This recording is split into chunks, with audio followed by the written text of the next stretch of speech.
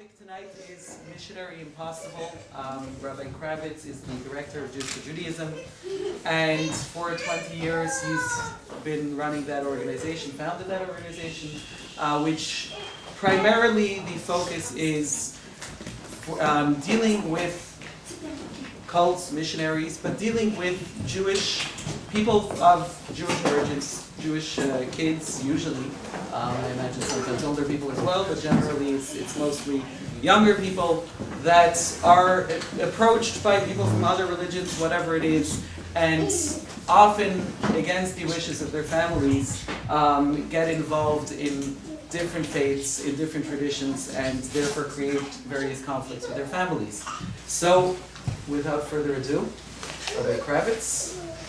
The Moonies were a cult that in the 70s, a Reverend Sun Young Moon, a Korean minister, came to America utilizing brainwashing techniques that were used during the Korean War for brainwashing prisoners of war. Using those thought reform processes, indoctrinated young college students to join his cult.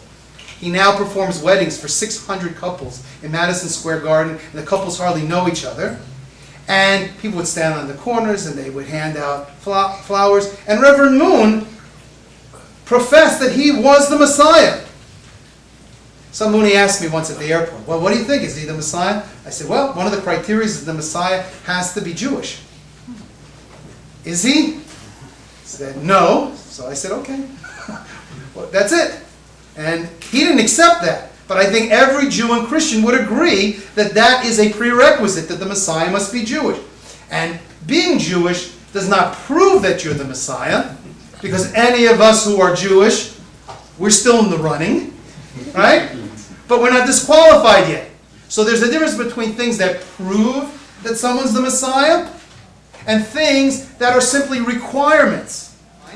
I have unfortunately, mostly in cults, seen this, but I have met people who've become evangelical Christians. In fact, I've gotten calls from Catholic families whose children have become evangelical Christians, and they describe this phenomena that their brains stop. They won't think anymore, and they're afraid to question.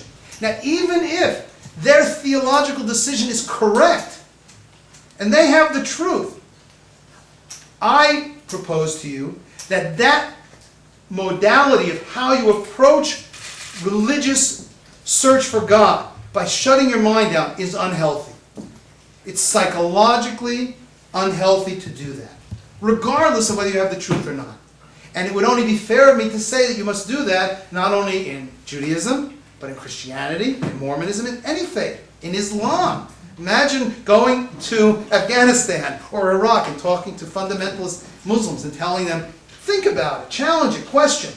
They I don't want to use the term crucify, but they would really not be very happy with you, I think. So this is what we're trying to talk about. How does one think? The problem is people's minds shut down.